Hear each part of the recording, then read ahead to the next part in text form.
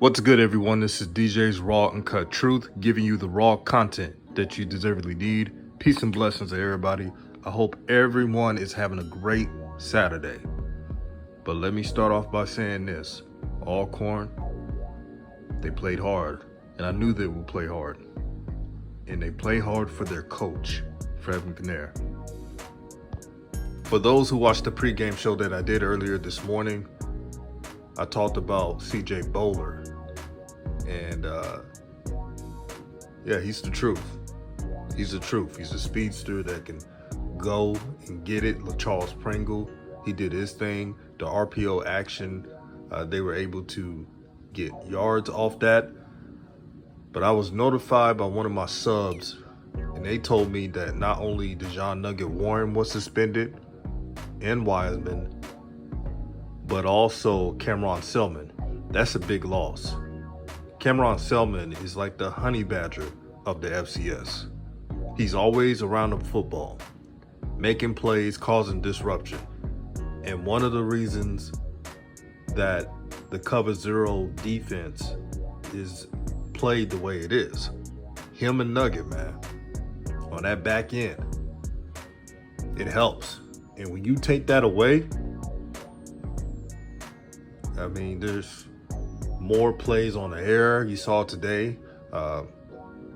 Shout out to the trigger man, aka Felix Harper. Man, he was a warrior today, running for his life.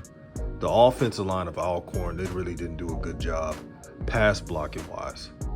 I felt that Felix Harper made nothing into something with his legs and improvising. He's a leader. And if you're an Alcorn fan, you should be proud. I know that Alcorn will not be going to the SWAC championship game, but what they could learn is there were some young receivers that stood up and performed, as well as defensive linemen that came through who are underclassmen. You can build on that. And with another good recruiting class, I'm sure that Coach Fred McNair is going to go in a transfer portal and get some dogs on this team.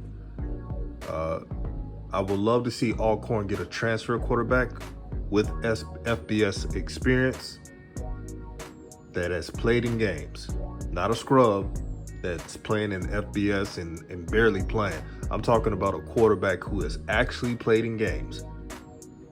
It will help this team out, trust me. But it was a rivalry game. I knew it would be close.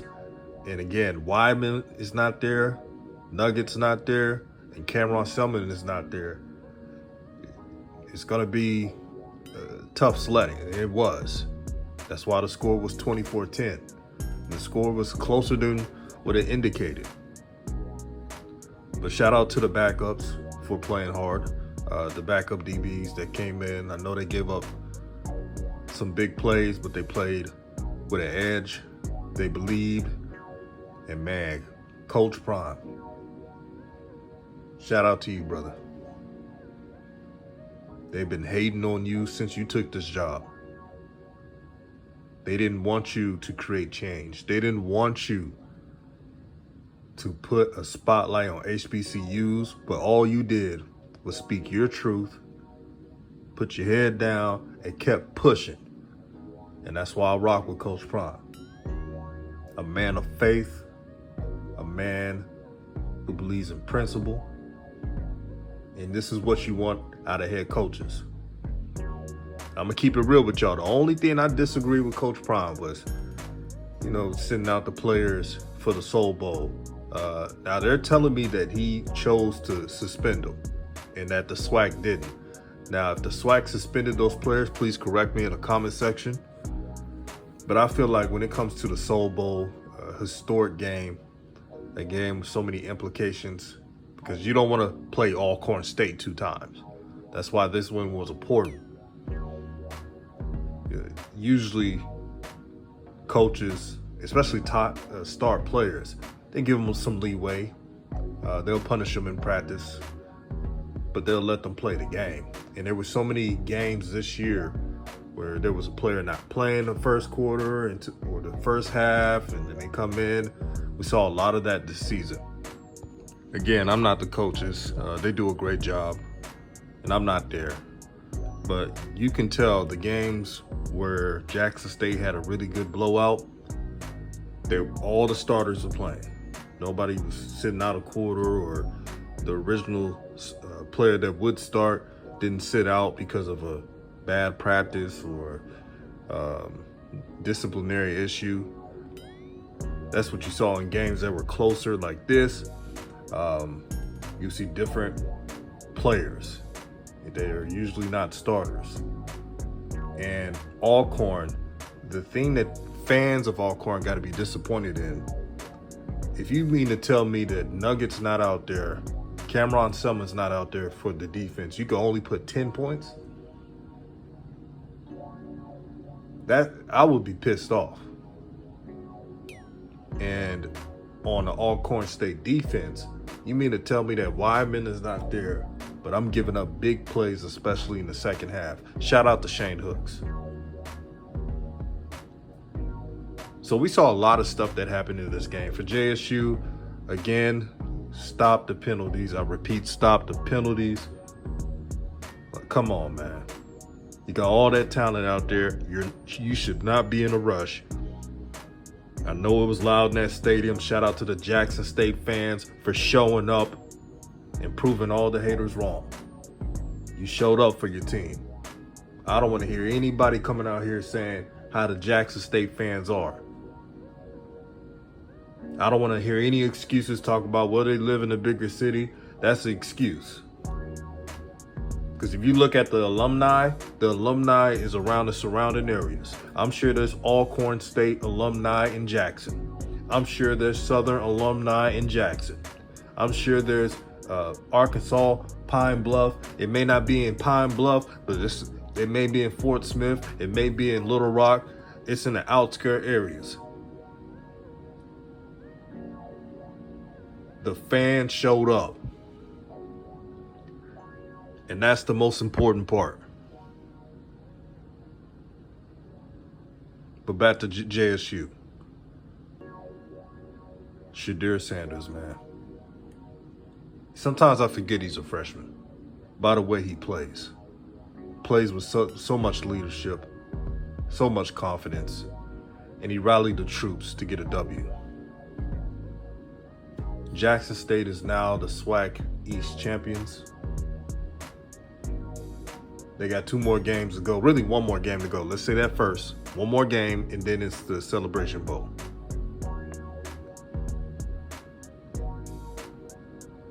Next up is the SWAC championship game. And the good thing about the wait is that Jackson State can work on their weaknesses if they just limit the turnovers and stick to the script on offense. Stick to the script. Don't go out of your way. You will see blowouts. Trust me.